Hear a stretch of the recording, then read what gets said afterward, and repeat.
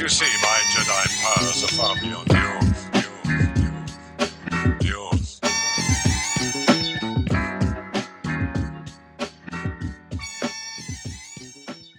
Yo, what is going on, everybody? Welcome back to our podcast, The Gameplan. I'm Micah. That's Kris. Kris, how was your weekend?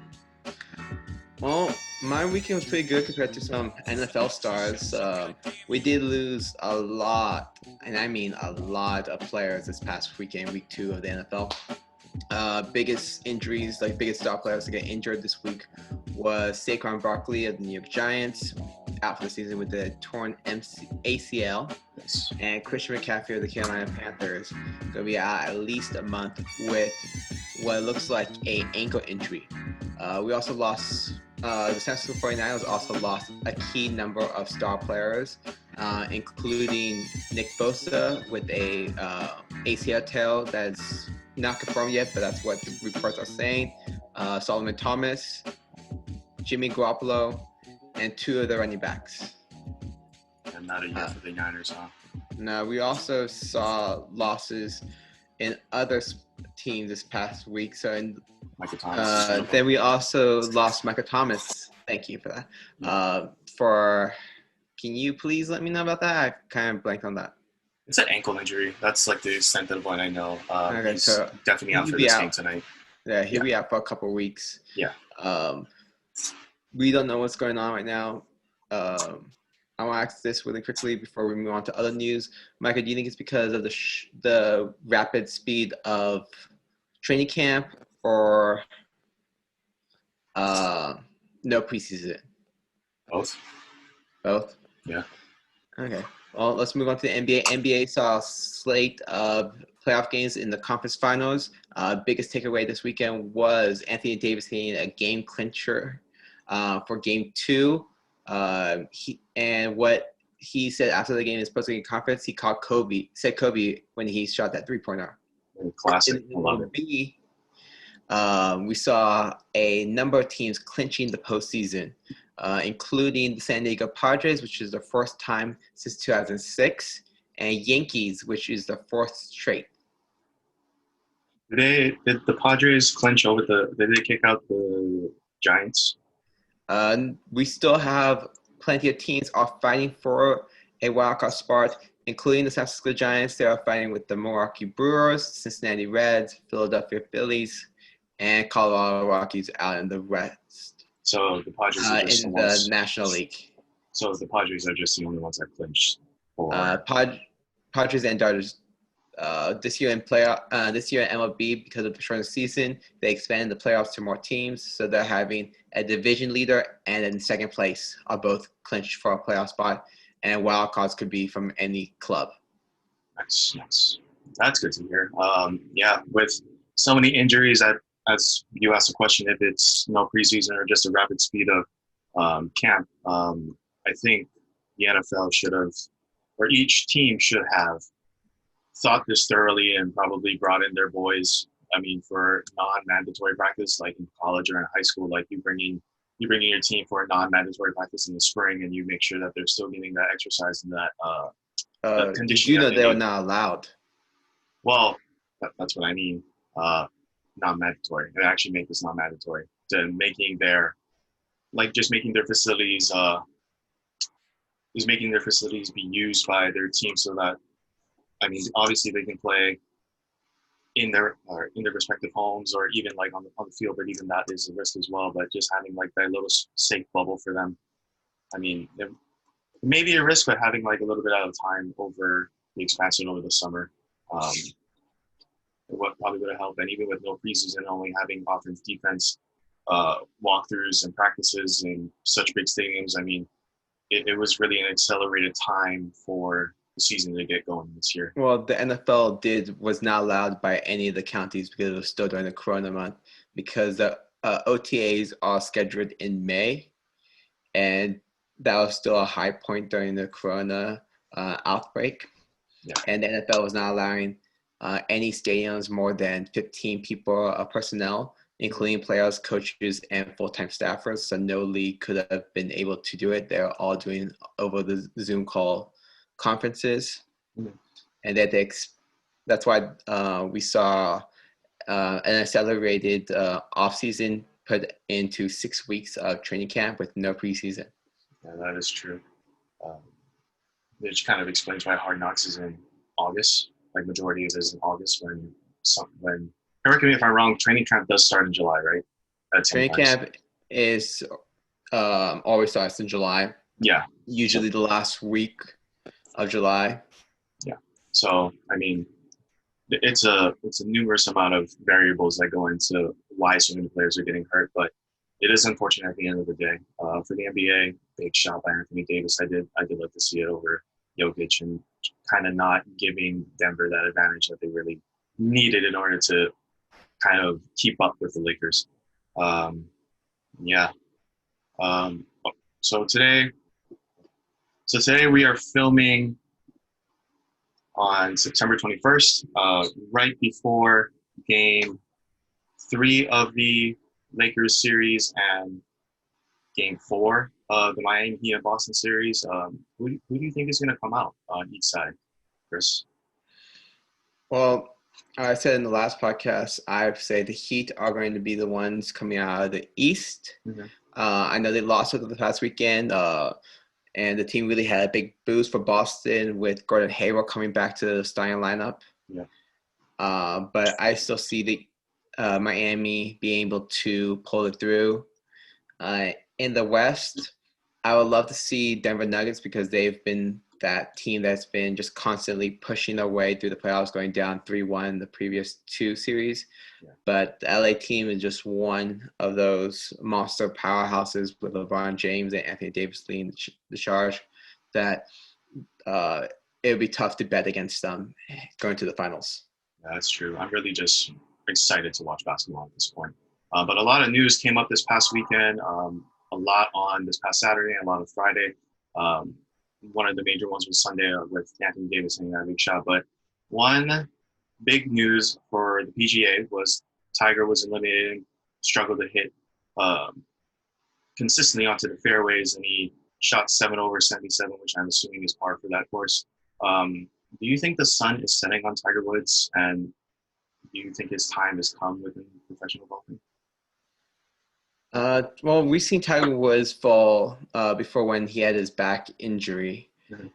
And we've seen it come back winning his major, I want to say, in 2019, just quite recently. The Masters with the green jacket? I think he won that one. Yeah. Yes. So a lot of golfers were having off season other than him. We saw big names not even qualify for the BMW circuit. Mm-hmm. I think that's part of the U.S. Open, if I'm not wrong. I believe so. I'm not entirely in tune with golfing and professional golfing at this point. But this is just, I want to say, because of the COVID and all this stuff, it's opening the door for other players to leapfrog. Woods was a little rusty for staying inside, even though he does have his private course almost where he can practice. But it's a different feel when you don't have the crowd with you. Yeah. Your caddy can't be really that close. That's true. So it's a little tough for this year. So there's a lot of mistakes can be made. Yeah, so I agree. I can see Tiger Woods bouncing back in the near future. I think the opposite of you. I think he'll just stay consistent. I don't know about him bouncing back. But I do agree with you on many things that the crowd isn't there. Just everything this year in 2020 is very halting. Like you can't train, you can't practice as much as you can. You really can't feel the energy of the crowd, and so many more variables that go into actually playing sports, especially for individual sports as well. But I do have another question. With such a long list of a career resume that Tiger Woods has had from when he went to Stanford, even before he went to Stanford and was a young professional in his own right and going to professionals as well. How do you see Tiger capping off a well-rounded career before he retires? And secondly, do you think in 2021 and 2022, maybe even the end of 2020, do you think he should retire just with how much success he has had with the PGA? I'm not telling him when or if he should retire. This is more what I feel like he needs to do. Like we've seen him really high when he was younger, in Stanford when he was just beginning the pro. But now through his back injuries and all the stuff, it's kind of tougher for him to go out there and play. So he does have a lot of accomplishments, winning. I don't know how many major circuits he has, but quite a lot of them. Yeah. So he can retire on this time, but there is also the senior circuit for the PGA, which he could easily play and when he gets to that age range, and probably will still win a few matches out that way. Tiger Woods, I think golf is in him till he dies, so I don't see him fully retiring from the game. Yeah, 100%. My dad is a big fan of Tiger. I mean, before baseball, his first love is baseball, his second love is golf, and onwards is his other hobbies. But he loved watching Tiger while growing up. But I think Tiger Woods, personally, I do think it might be time to retire. It might be time to maybe work for probably ESPN or even PGA as a whole and probably be an ambassador at that point. But to your point, there are older circuits for golfers to play in, and I think that would be a great outlet for Tiger Woods. But personally, I think maybe you should hang it up within the younger circuit and let probably someone else become the king of golf. With that being said, let's move on to our next topic. Within MLB, Albert Pujols passes Willie Mays in the all-time home run list by hitting 661, right, Kris? Yeah, he beat they were tied for 5th all-time, and Albert Pujols has sole control of 5th place with 661 this past weekend, passing by one of the all-time greats, Willie Mays. How much farther do you think Albert Pujols got? Do you think he could reach 700? It's a stretch. I mean, 39 more home runs. I mean, he's what, 40? 39? I want to say 39. I don't know how much more also on his contract with the Anaheim Angels right now. But, I mean, for a good career, you hit 661. You passed Willie Mays, one of probably the greatest of all time in San Francisco Giant history. I would say he probably has 20 more in him, which means, what, 2-3 years left? I think Father Time will tell whenever his game starts lacking, but I mean, Albert Pujols has been doing a good job this past season. It really all depends on how much his body can take. But these are professional athletes, and they do take well care of your body. They take well care of their bodies.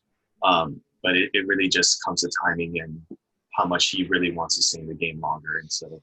Yeah, he has one more year on his massive 10-year, $240 million contract. So he's signed through 2021.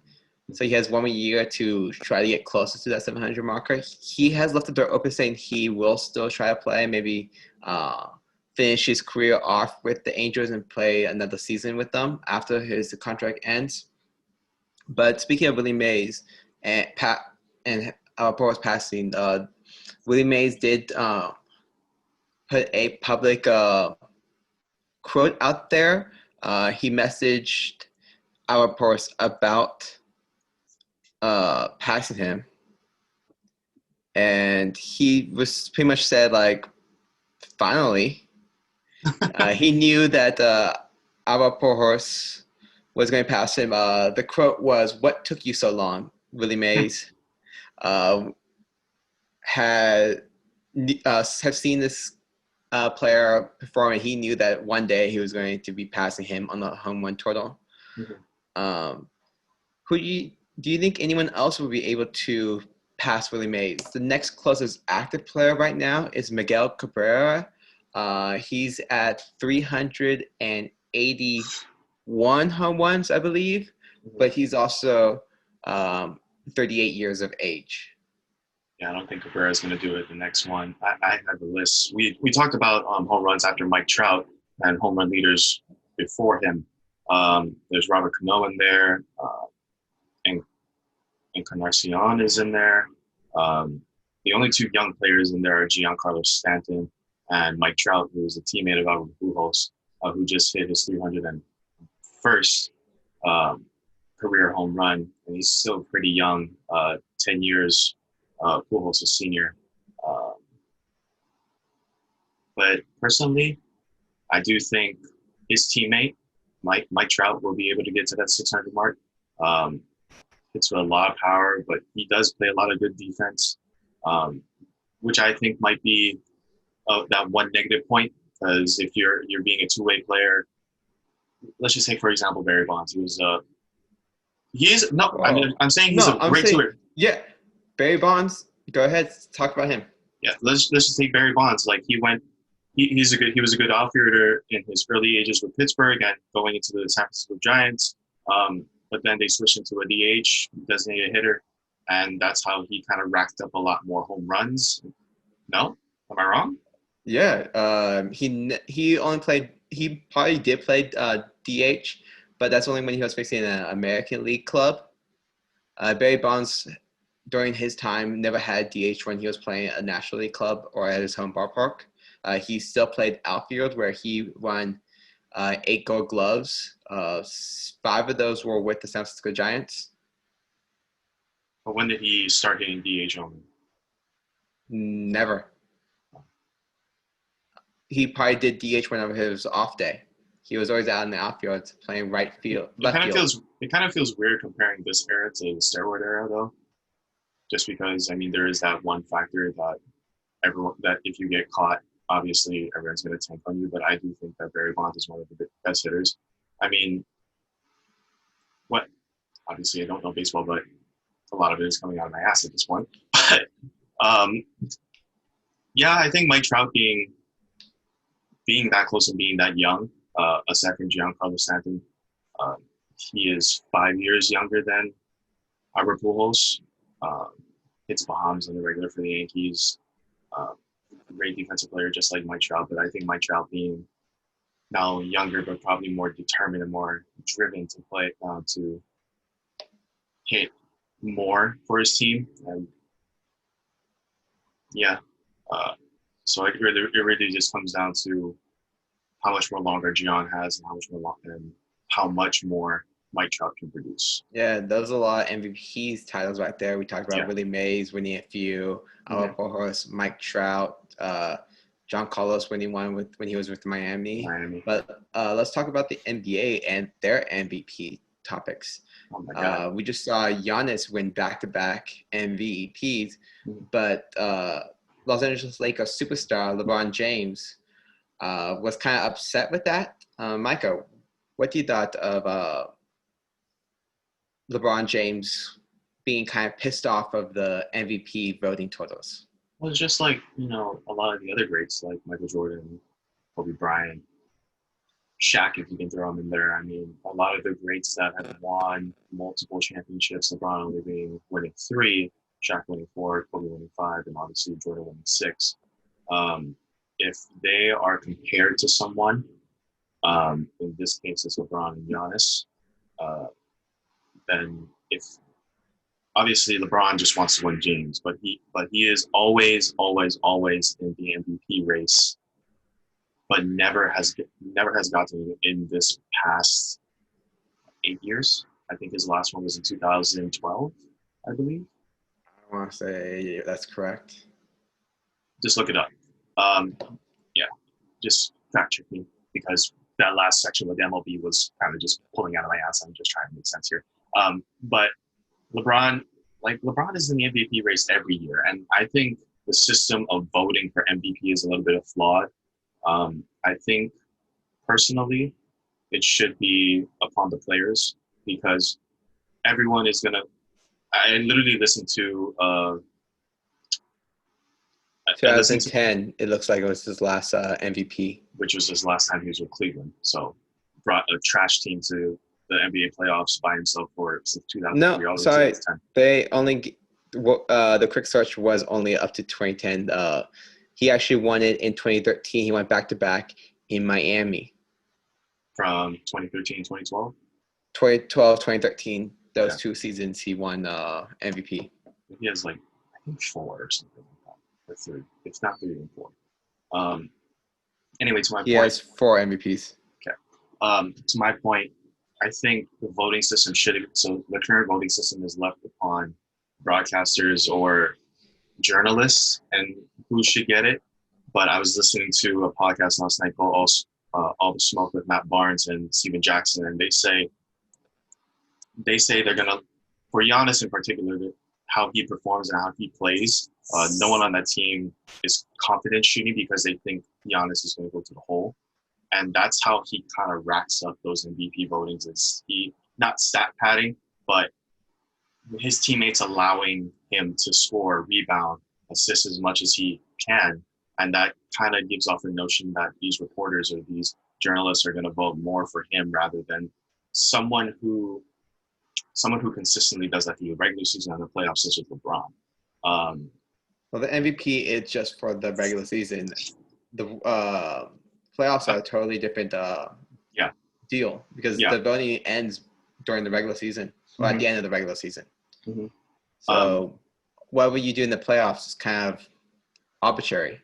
Yeah, and from a fan standpoint and probably from a player standpoint, because I used to play basketball, but I think if you are an MVP candidate, then you should be performing just as well as you did in the regular season or the playoff season. But obviously, there's a finals MVP, but that is really obsolete in comparison to the MVP of all 82 games or however long the bubble and the regular season before it was cut off by Corona. Like, I don't know. I don't really like the awarding system and just how it is voted upon. It just doesn't seem right that people outside the league, broadcasters and journalists or whatever, have to vote when it really should be. Personally, I think it really should be the players because they all see throughout that 12, 15-man roster. They all see these players every single year. They see them play. They always watch their highlights. Their stats are always being recorded, and maybe obviously it might be a little biased because they don't want to vote for themselves. But if you have a good list by All-Star break, then maybe it can be judged upon that.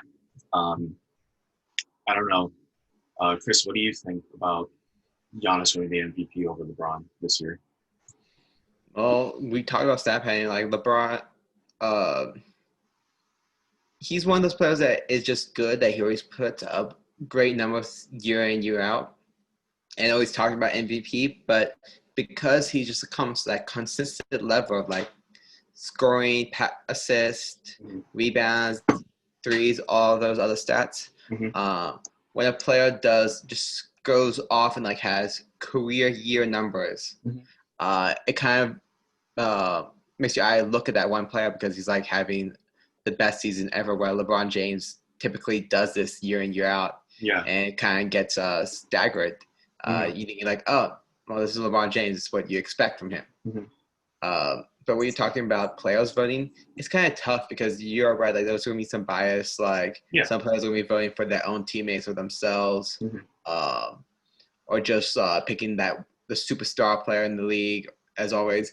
But they don't really watch too many games, is what I've been told from players in different leagues. Is that they watch like a film, but they'll just pretty much try to figure out the game of that other player. Yeah. And they don't just watch it just for the fun. Like, they may catch a game once in a while, but they're not typically watching games every day. Well, these reporters are watching it. Sure, probably 99% of them have never played basketball past high school. But their job is to analyze and report on these. So they have almost like a working knowledge of the game, how it's supposed to be played. This is a livelihood too. Like, sure, they're not the ones going up and down the court, but they're the ones talking about it, they're writing about it every day. They're watching all 30 games, all 15 games being played every night. They're watching multiple games because they have to keep updated with every single thing going on in the league. So they're the ones most credible to figure out who was the best throughout the entire league. Yeah. I don't know. I think a lot of source voting, like for the All-Star game. It's based off of fans, I want to say. I don't know how this new system is for voting for the All-Star. It's fans, coaches, players, and media. But where is the majority vote coming from? Fans with, I think, at least 50%. Yeah, like a lot of people, like this past year, like Devin Booker, who got into the All-Star game after, I forgot who got injured. I don't know if it was Dame or it was someone, but Book had a good year coming up to the All-Star game, and then he kind of got snubbed. Well, that's a bias right there. Like, we can also bring that to players. Some players might vote for their own teammates, thinking like, "Oh yeah, this guy is great," but he may not be as great as another superstar on another team. Because fans, we saw in the past couple of seasons, Taco Falls this previous year was having one of the highest amount of votes, even though he rarely played in the NBA. He was still in their G League for a majority of the season. He hopped back and forth between, he was almost a two-way player. We also saw that with the Warriors with Zaza Pachulia during their run. Players were voting for him because they just thought it would be funny to bring in that big man to the All-Star game. A season after Kobe retired, people are still voting for Kobe Bryant to see if he'll play one more game. So fans just kind of just do it for fun, almost for the voting process. As we've seen, like in almost any of the leagues, the Pro Bowl All-Star game, the voting is done by fans, but it's kind of a joke because they're playing a player that may not be deserving, but his name is recognized a lot. Yeah. So that's something I would let the players vote for more than players and coaches vote for than the fans. Like, I know it's a great way for fans to be in touch with the game, interact with the game, with the league, and make them feel more of a part of it. Yeah, I was listening to, bring up another podcast, JJ Redick, talking to Jimmy Butler. What about players that don't want to go to All-Star? You know, so if they go, like, they kind of all have to go in a sense because they kind of have to support the league in that sense. But like they have, if they're bringing their families, like Jimmy Butler said, I got to bring my mom, my dad, my wife, my kids, my aunt, my friends, like, but we all have to stay in one suite. And that brings up a lot of stress for those players. And for someone like Jimmy who just wants to like relax halfway through the season, instead you have to go to a game where one, you're not playing, two, you're not participating in any events, and three, it's just another stress point for you as a player, and you're not getting that, that rest for your body, but more it's for how we said the fan interaction. So fans can come see LeBron, they can come see Curry, they can come see Giannis, they can come see all these all-stars, but I don't think as a fan, we're not thinking about just how much rest they need at this half point of the season. I mean, you played, 42 games, or no, 41 games until All-Star break, even more, probably over 50. More, usually. Yeah, more, usually over 50.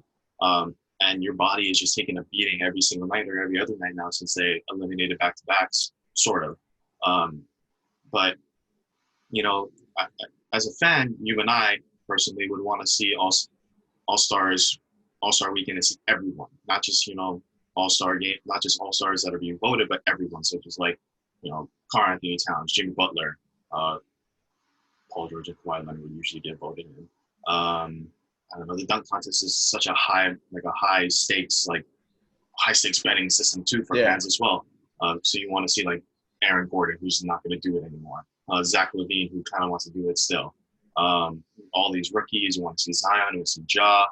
I can't think. RJ Barrett, Cam Radish. Kobe White. The list goes on and on and on.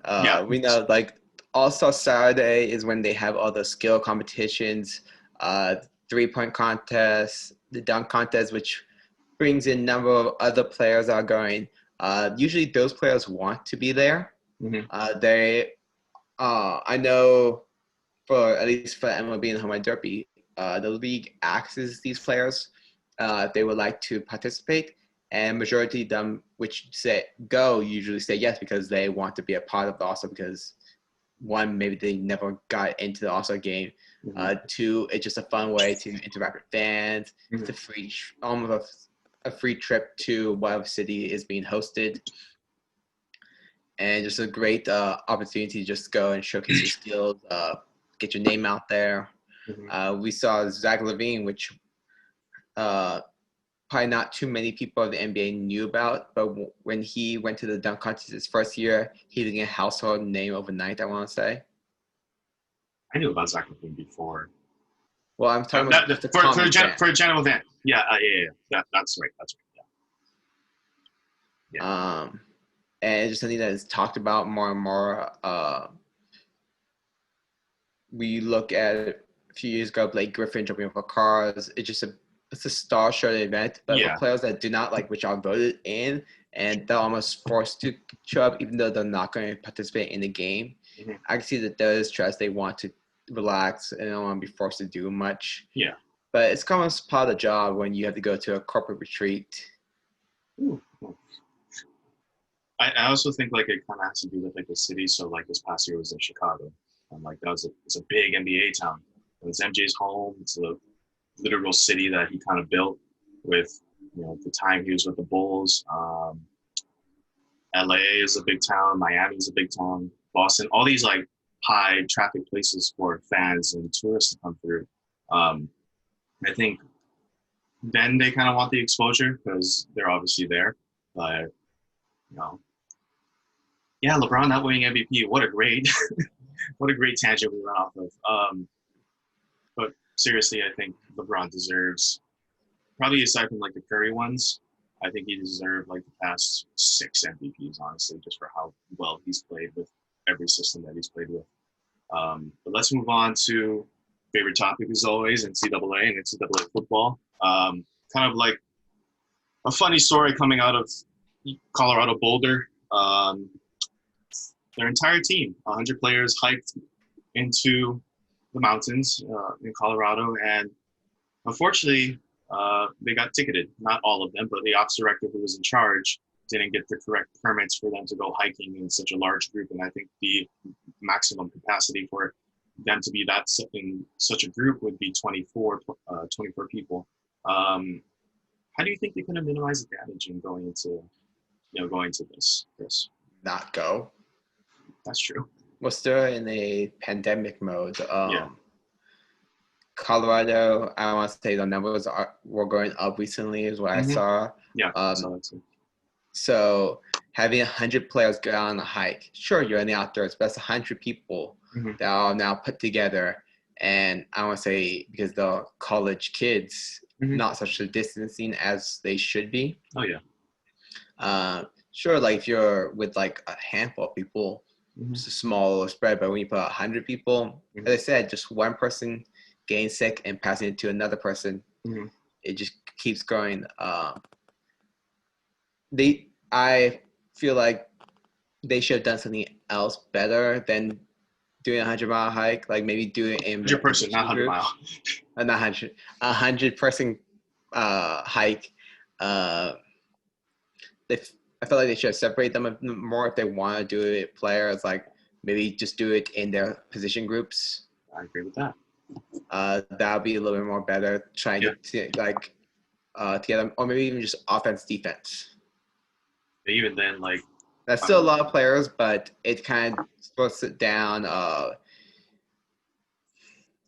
There's a lot of better ways that they could have done instead of bringing so many people plus the coaches all together. Yeah. Because we've seen that college is still no safe spot. Like college football is not a safe spot from Corona still. With Florida State Seminoles head coach Mike Norvell testing positive. So, and we also saw a few other teams that I cannot remember off the top of my head had to be postponed because of COVID scares.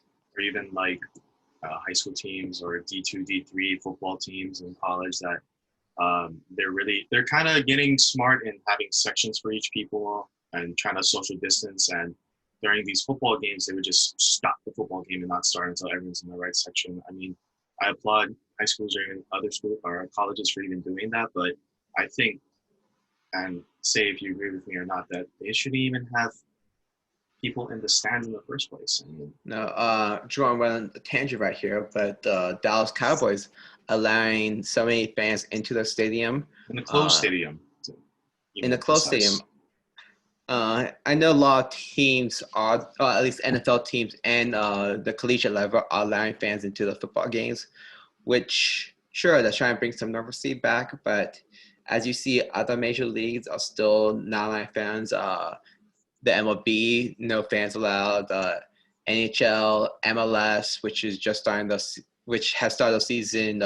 Again, they're still not allowing fans. It's kind of a bad move. I feel like if we see numbers start climbing, we could kind of almost point a finger to football in general for bringing this out.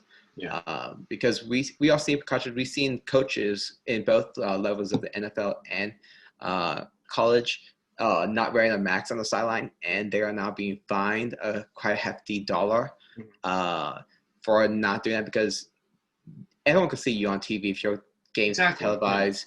That you're not wearing a face mask. Like coaches, they're the ones talking a lot. They should be wearing face masks. I feel like if you're on the sidelines, a face mask is mandatory. Not a face shield like Andy Reid did that night against the Texans. That was a legend moment right there. But going past that, we know like college football is trying to get back. As we were talking about the Pac-12 and the Big Ten last week, trying to come back. These setbacks right here, and these test positives, even if it's what is it called? Not fake positive. There's another word for it. False positives. Yeah. It still kind of pushes everything back a day or two. When you think we take tests, take time to figure out like, okay, tracing back to where that person could possibly gotten it. There's a lot of things. But speaking of the Pac-12 and Big Ten, voting for the Pac-12 could decide its fate of bringing the season back early this Thursday. Micah, we've both worked in the Pac-12, and I just want to know what your thoughts about a decision of bringing it back sooner. I kind of like want to reiterate what you said about going one step forward and a couple of steps back. I mean, with how people are acting and through this coronavirus pandemic, I mean, it just feels like, as you said, even with the test, I mean, we can test all we want and we can say, oh, we're taking multiple steps to actually prevent the virus. But this goes for all sports in general.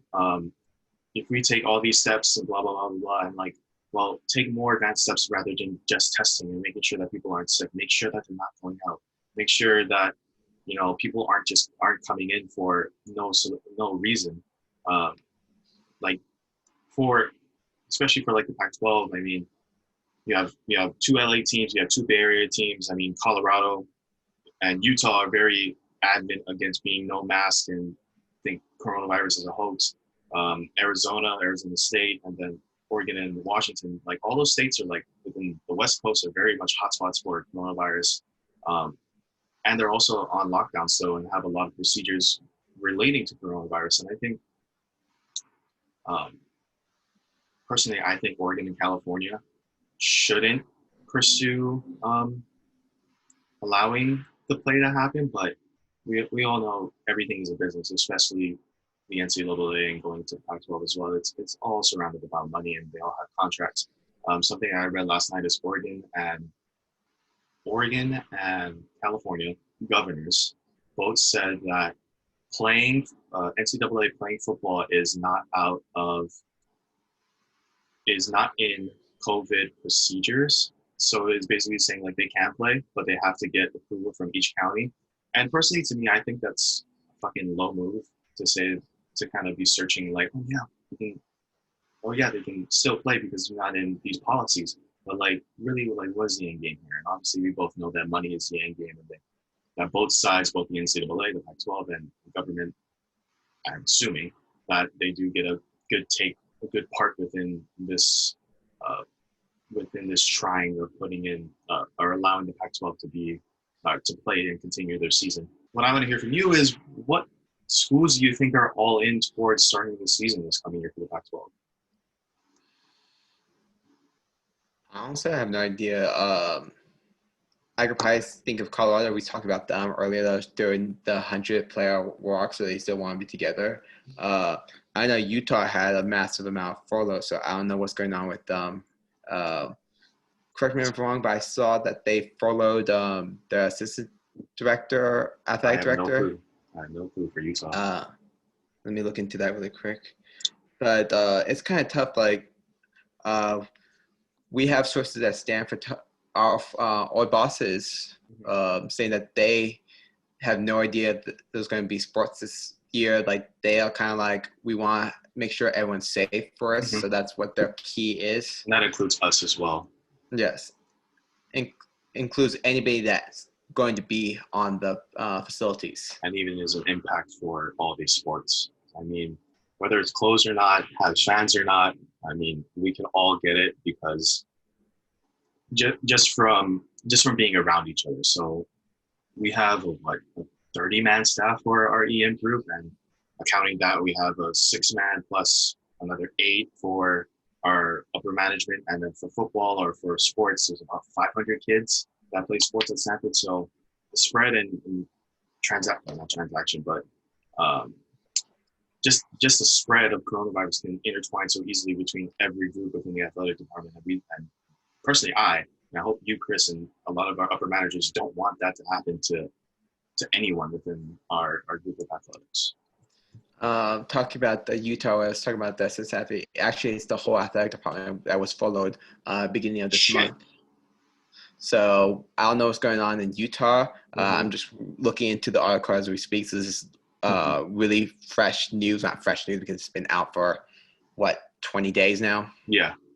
But still, it's kind of showcase what is going on, like what's a priority at these universities. Oh yeah. I know the athletic department, like they're almost kind of a separate entity, but the university is the Ohio chain. So the president of the university thinking like, okay, sports are not our biggest picture right now. They're thinking of the safety for the students, and trying to make sure that they have enough. What's the word? Revenue, investment, capital. Capital, yeah. They have enough capital to survive after the season because they have almost, I don't know about Utah, but I know other schools, not almost 0% of student housing. For what, athletes? For the entire campus. Oh, yeah. It depends on the county and on the state but itself. At least I know in California, almost down to under a percentage of students are on campus now. We've seen that most of the buildings on campus are closed. I know from at least my schools, they're only allowing lab students to be on campus, and almost any of the full-time staff or the administration are still being remote and only bringing a handful at a time. So it's kind of tough right now to see that football, at least in the Pacific area, should go on. We'll find out on Thursday, and hopefully the news breaks before we record to let you guys know. They actually moved it to Friday. To Friday. So we'll let you guys know next week. Hopefully. But let's move on to the Big Ten. Oh, yeah. They are, I want to say they're officially back. Oh, yeah. They're officially back. So we talked about this last week, that they're looking to be like a money grab almost. But what we saw the new schedule coming October 24th, it looks like they're just pushing Ohio State to go into the playoffs. Agreed? I haven't looked at the schedule, but after they've seen their first game and they play Nebraska, yes, I'm pretty sure they just want their biggest school reputation-wise to try and hit the playoffs, and that's why they wanted that little speck of wanting to still compete for the national championship. And I don't know. I mean, I have mixed feelings about the Big Ten even starting. I mean, you say you're in. I mean, you say you're out, then you're in. Both of you, I know that it is a big money grab and it is a business at the end of the day. But I don't know. I think Ohio State has a lot to do with it. Yeah, two players, two star players from Ohio State who previously opted out of the season have announced that they will return to the Buckeyes this fall. Cornerback Sean Wade and offensive tackle Wyatt Davis, which both said that they were going to be opting out this season. Both said like, "Oh no, we're coming back because Isn't that illegal? Football's back." I don't know because this is a weird time, so they may let them back. So I was talking about the week schedule, and it's almost a way for Ohio State to play 8 games and go to hopefully to the playoffs. Michigan's player Kriti Pay, I mentioned that. Well, he didn't mention Ohio State by name, but he did say that it was pretty much clear that the Big Ten was giving the easiest schedule to Ohio State.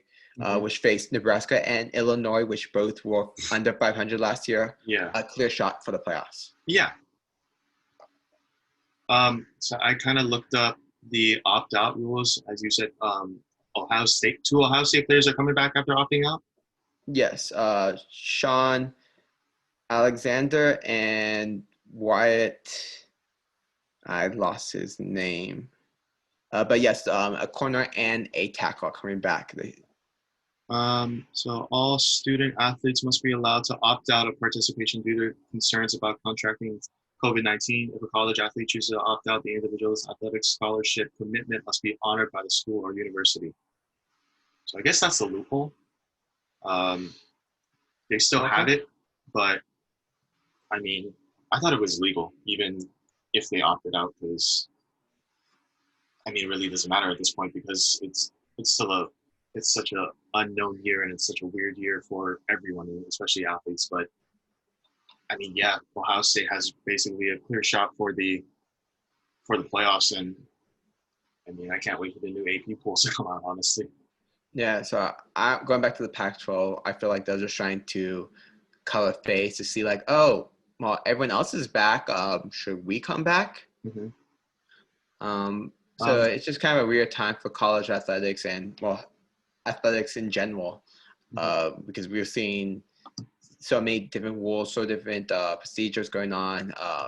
We're not seeing fans in the crowds. We just saw yesterday's Seattle's game versus the Patriots in Seattle having a quiet stadium, which is kind of weird because that stadium is usually one of the loudest stadiums in the NFL. I had a question for the Pac-12 because it says on the article that we talked about that the CEOs of the Pac-12. I thought the committee included chancellors and presidents of the university to make these decisions, not just the Pac-12 itself. Ooh, I don't know. If someone does know, please leave it down in the comments. Yeah. Or message us to help us figure it out. We'll do some research and try to get that information. But if you guys have any more information on this, please let us know. Yeah, because when they first called it off, I thought it was the entire system, not just the Pac-12 itself. Because as the title says, if it's just the CEOs, then it obviously is a money grab. Yeah, we can agree on that. But obviously, as unknown, please leave it in the comment section, as Kris says. But let's move on to our last topic, one of the funniest ones that I found this past weekend on social media. LeBron James' son, Bronny James Jr., recorded himself allegedly smoking weed. To me, it's funny. I mean, he's still a kid. I mean, he probably did get in trouble by his dad and his mom, but as any kid would. But I think when I was younger and first introduced to social media, not knowing, the repercussions, and now like how big social media is, I think anyone would have done that. I still have friends posting on their, they're all my age. I still have friends posting that they're smoking weed, and it's like, it's kind of normal at this point. But I think the problem is that, one, he's super young and that he's kind of a role model for kids, that society is just taking out of hand. Do you think that this is a bad thing for LeBron? It kind of does. It kind of hurts his reputation as well. Bronny should know his star power by now. Being LeBron James' son, one of the fast faces of the NBA, he should not be doing that. At least putting it out in public. If any of you or you, Micah, have seen the movie on Netflix, Social Dilemma, I have not. it's just talks about how social media now kind of controls our lives and how much of ourselves we put out there now. Even just like doing a simple Google search, now Google has information to target you even more. So now Bronny is going to have that repercussion because now people are going to have that, anything you post, at least for the star levels, out there on social media never goes away. So this might affect him probably not too much because he is such a star, but it may look at that like because he's not going. I don't think the NBA is allowing high schools yet to go to the NBA as they used to be. But for colleges, they might kind of see that like, okay, like this guy is supposed to be like a face already, and he's doing stupid things like this. I know he's a kid, but it's just kind of tough in the social media age to kind of find that line of like what should be held private and what should be public. Yeah. And you kind of just answered the next question I had was for Bronny is like, it was a really bad thing. And obviously it's not. I mean, he's a kid. Kids make dumb decisions. But for colleges, maybe it might be a dumb thing. But like kind of like straying to like last year where Joe Burrow was snapped a picture of him smoking a cigar in the locker room. I mean, that's a totally opposite thing that he's a little bit older and he's over 21 and now in the league. But, kids do dumb things. I mean, and he shouldn't be criticized for that. It's because he's just a kid. Like he's 15, and you just brought Joe Burrow, which was 24. In college, like Wait, what? He was 24? He's 24. Yeah. Oh damn. Well, I think either way he's older. Yeah. So he was an adult. Bronny is a teenager still. Yeah. He's not even old enough to drive. Technically. Well, not old enough to get his license. Yeah. Well, like watching these other podcasts and them smoking weed and them kind of making it normalized to smoke marijuana and within the public eye and now like sports we're talking about I know kind of like people normalizing it to use as a medical use. Obviously Bronny is a kid, but I just want to know on the basis of using marijuana for medical use, we've seen MLB kind of get normalized to it, not the NFL yet, but the NBA as well, just for medicinal purposes, not for recreational, unless you're out of the league. Do you think that medical marijuana, could be not synthesized, but correctly used for athletes today in order to kind of combat the soreness, the mental aches, so the physical aches, the mental aches, and probably just anything to kind of combat all those negatives that they have throughout the season and within their lives? Yeah, there was probably a space for that.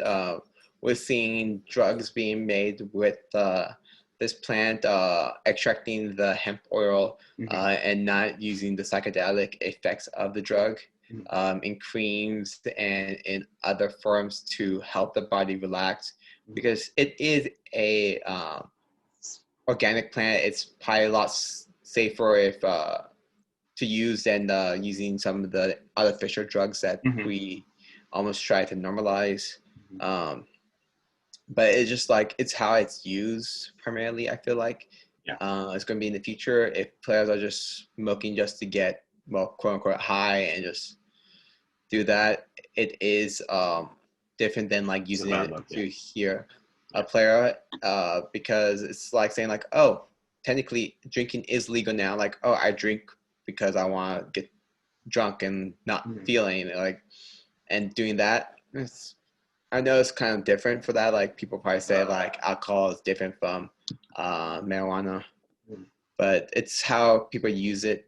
I want to say we'll decide. We're seeing it being used more in the medical way, and we're probably going to find some medical marvels from this drug. I kind of want to bring up the last tidbit is that it was put on Instagram, which is a social media platform. it was a funny thing too. I tried to look up Bronny James, and on his verified page, it had a blue check and it said fan page, and I'm like, this is not a fan page. This is definitely yours because no fan page has 5.3 million followers on it, and LeBron James doesn't just follow a fan page. And in your perspective, do you think that probably management or an outside, like obviously your manager, or in LeBron's case, his team should kind of delegate and manage his social media as well, and in general, should managers manage athletes or any high-ranking sports official social medias as well, so that they don't put out the wrong content? Yeah. Well, we do see that in higher prize, like professional athletes having a social media team working with you to see what you should and shouldn't post out there. But we do see players like, if we go back in time, Snapchat, Draymond Green posted on his story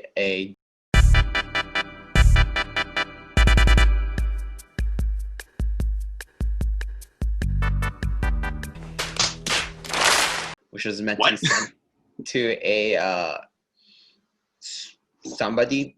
I won't say like what he was trying to send it to, but he accidentally posted on his public page, and thousands of people saw it. And it's kind of that area, like, again, what should and shouldn't be posted. It's kind of tough because these athletes kind of want to control their own brand. So he probably does have someone talking to, because LeBron James is his father, so he probably has a full team available to them to see like what should and shouldn't be posted. But there are those rare occasions that a player accidentally posted something that should not be shown out to public eyes. Yeah, for sure. Well, today, guys, we talked about Tiger Woods and possibly seeing the last of him within a major professional circuit. We talked about Albert Pujols passing Willie Mays with 661 all-time career home runs. We talked about the LA Lakers and LeBron James not making MVP, and we kind of discussed different formats on how the voting should go, but we all know that it's kind of going to stay. We talked about the NCAA with Colorado Boulder, as well as Florida State, kind of within the same realm of COVID-19. Talked about the Pac-12 and Ohio State within the Big Ten, and how they may start again the football season. Lastly, we talked about Bronny James, LeBron James' son, him making a bonehead mistake as a team. I mean, we've all made it, but hopefully he comes back with it stronger than ever. Kris, you have anything else to add to our conversation today? No. You guys watching, listening to this, drop down a comment what you guys thought of today's pod. If you guys have any articles to share with us, we'd love to read those. And question for you guys out there listening, please try to comment this. I want to try to get a poll. Who do you guys think, this is already week 2 in the NFL, who do you guys is early favorites to win the Super Bowl? I would love to see that. But that's going to be a good conversation. Yeah, with that being said, guys, please subscribe to our channel. It does show us a lot of love there from subscribing. Also, hit that bell notification, and you'll have push notifications for us whenever we post a new video. Like and share this video so that more people can see it. As well as Kris said, comment down below any articles that you want us to talk about, or just show us some love. We really do appreciate that. With that being said, guys, see you guys later.